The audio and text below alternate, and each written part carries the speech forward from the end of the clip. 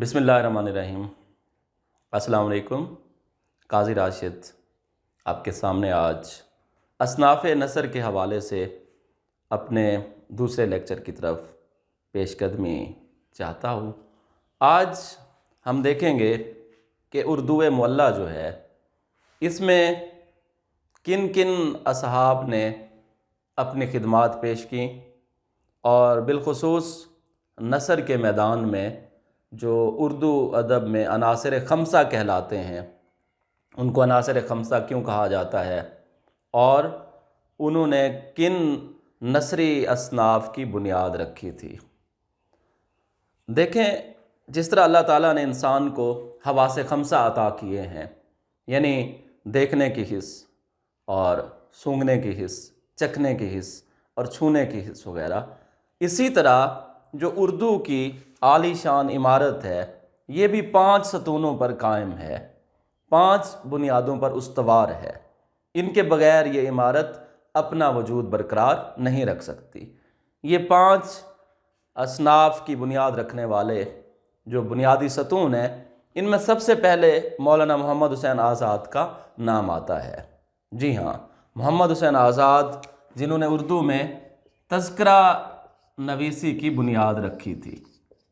तज़किरा से मुराद ऐसी तहरीर जिसमें किसी गुज़री हुई शख्सियत का, किसी साबका हस्ती का ज़िक्र किया जाए। और इन्होंने उर्दू अदब में जो हिंदुस्तान के उर्दू शोरा थे, उनकी ज़िंदगी, उनके अहवाल और उनके फ़न के बारे में मुजतमे करके एक किताब लिखी जिसका नाम था आब हयात। जी हाँ, आब हयात उर्दू अदब में तज़किरा निगारी की पहली किताब समझी जाती है। गो इस पे बाद में कुछ मोतरज़ीन और नकादों ने ये भी एतराज़ात किए कि चूँकि मोहम्मद हुसैन आज़ाद अपने उस्ताद ज़ौक़ को ज़्यादा चाहते थे तो उनको उन्होंने नुमायाँ करके उसमें जगह दी और मिर्ज़ा गालिब का मकाम उन्होंने वो बयान नहीं किया जो कि होना चाहिए था। लेकिन बहरहाल बहरकैफ इसको उर्दू की पहली तज़किरा नवीसी की किताब कहा जाता है। उसके बाद मौलाना अल्ताफ़ हुसैन हाली इस उर्दू मुअल्ला का दूसरा सतून है, दूसरी बुनियाद है। हाली ने वैसे तो अपनी नज़मों से भी मुसलमानों को और हिंदुस्तानियों को इस्लाह की तरफ गामज़न किया, लेकिन उनका सबसे अहम कारनामा तनकीद निगारी की बुनियाद रखना है।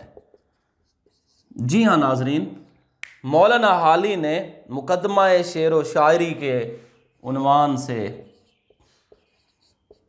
जो एक तवील मज़मून लिखा, मुकदमा शेर व शायरी दरअसल उनकी नज़्म मुसद्दस जो थी मद व जज़र इस्लाम, उसकी इब्तदाई तमहीद है, उसका ये मुकदमा था। हाली ने उर्दू शायरी का जवाज़, शेर की खूबियाँ और शायर को किन किन अहलियतों और काबिलियतों का जो मुस्तवजब होना चाहिए, इस तरफ तवज्जो दिलाई। यूँ हाली उर्दू तनकीद का नक्श अव्वल कहलाते हैं।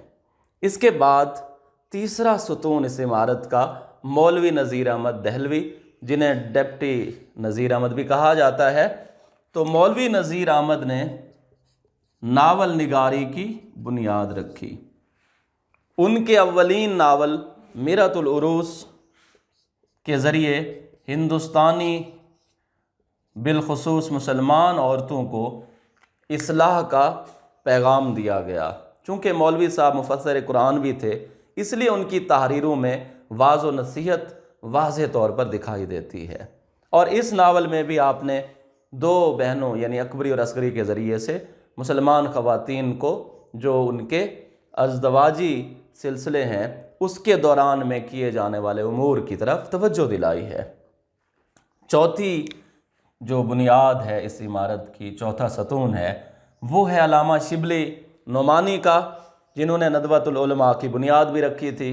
और बुनियादी तौर पर ये एक सीरत निगार थे, मुहक्किक और मुअर्रिख़ भी थे, शायरी भी करते थे, लेकिन इनको उर्दू अदब में सीरत निगारी की پہلی اینٹ رکھنے کا شرف حاصل ہے۔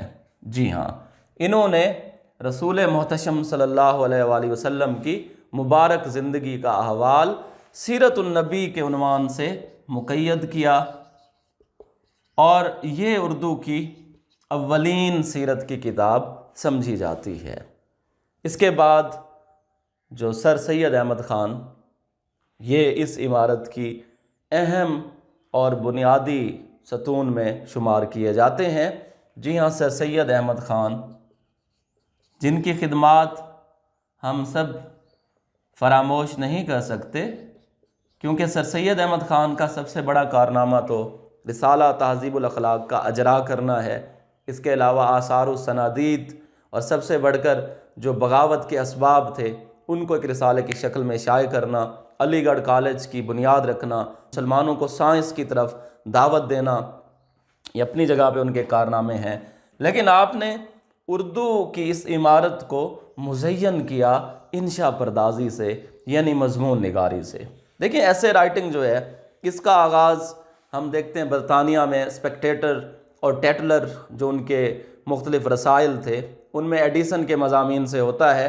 آرٹیکل، ایسے، کالم، یہ ان کو انگریزی میں اصطلاحات ان کے نام رکھے گئے ہیں، لیکن اردو میں انشاء پردازی یا مضمون نگاری کا جو پہلا جو کنکر پھینکنے کا شرف حاصل ہوا وہ سر سید احمد خان کو ہوا۔ آپ نے بالخصوص تہذیب الاخلاق میں اپنی مدد آپ، خوش آمد، گزرا ہوا زمانہ، کاہلی اور اس زمانے میں مسلمانوں کی جو سماجی اور معاشرتی کمزوریاں تھیں، جو نقائص تھے، ان کو مضامین کی شکل میں پیش کیا۔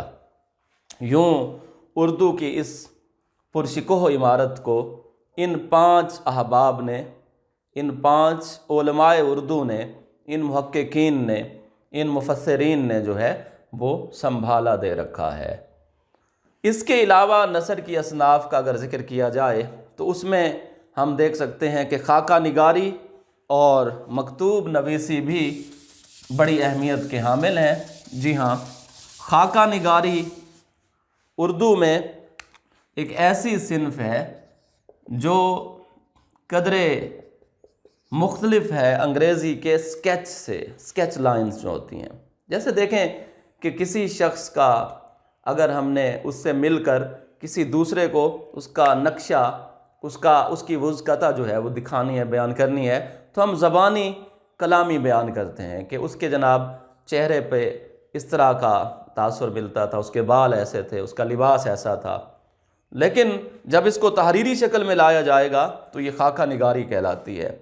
سیرت، خاکہ اور سوانح بظاہر یہ ایک جیسی اصناف معلوم ہوتی ہیں، لیکن میں جیسا کہ عرض کر چکا ہوں کہ سیرت صرف مقدس ہستیوں کی زندگی کا احوال لکھنا ہے، جیسے سیرت انبیاء، سیرت صحابہ اور سیرت اولیاء، جبکہ سوانح جو ہے،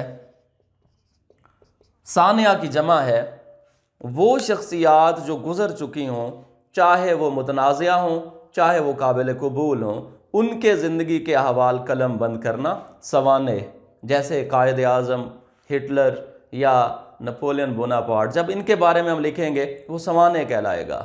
جبکہ خاکہ نگاری کیسے مختلف ہے ان سے کہ خاکہ اسی شخص کا، اسی ہستی کا لکھا جا سکتا ہے جس سے لکھنے والا، جس سے قلم کار یا ادیب مل چکا ہو، بالمشافہہ اس سے ملاقات کر چکا ہو، اور وہ اس کے اطوار، اس کی سیرت، اس کی گفتار اور اس کے کردار کو قلم کے ذریعے سے سامنے لاتا ہے۔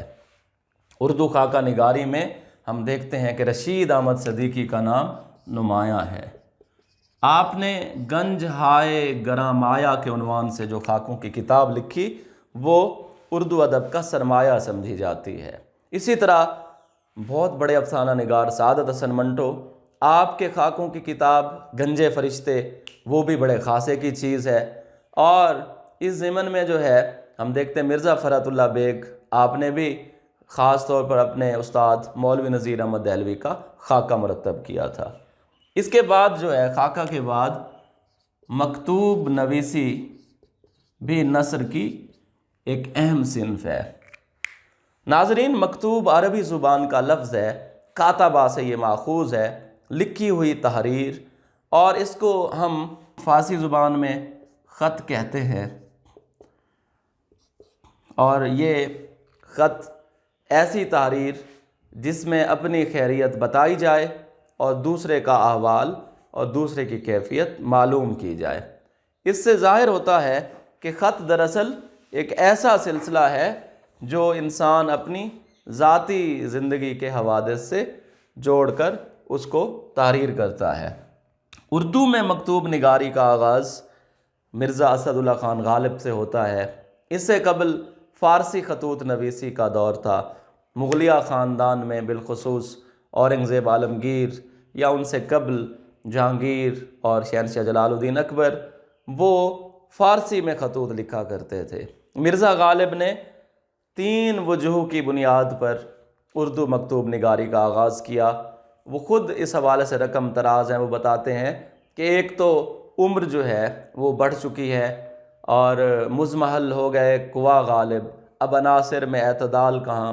دوسرا، ان کو بہادر شاہ ظفر نے مغلیہ خاندان کی تاریخ لکھنے پہ مامور کیا، تو آپ نے مہر نیم روز کے عنوان سے وہ تاریخ لکھنا شروع کر رکھی تھی۔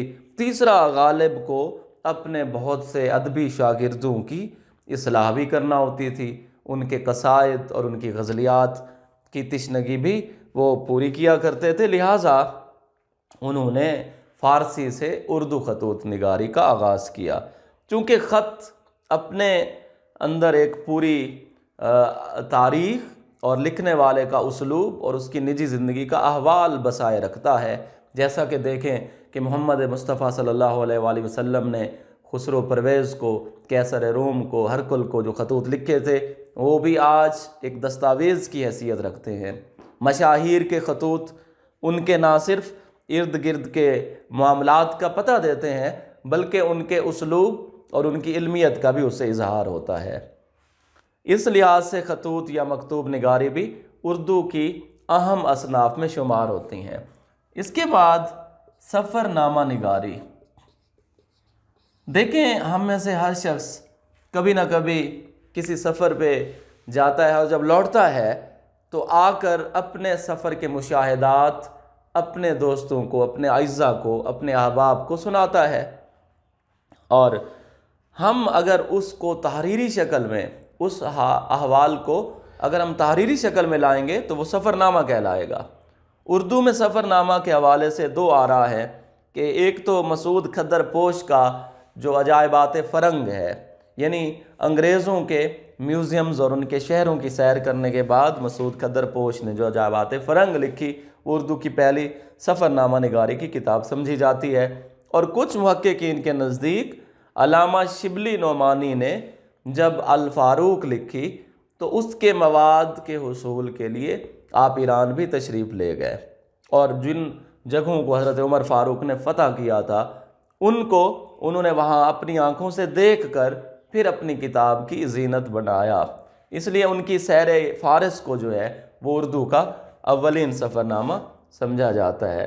آج کے عہد میں مستنصر حسین تارڑ اور بیگم اختر ریاض الدین اور پروین عاطف، ان کے سفر نامے بڑی شہرت کے حامل ہیں۔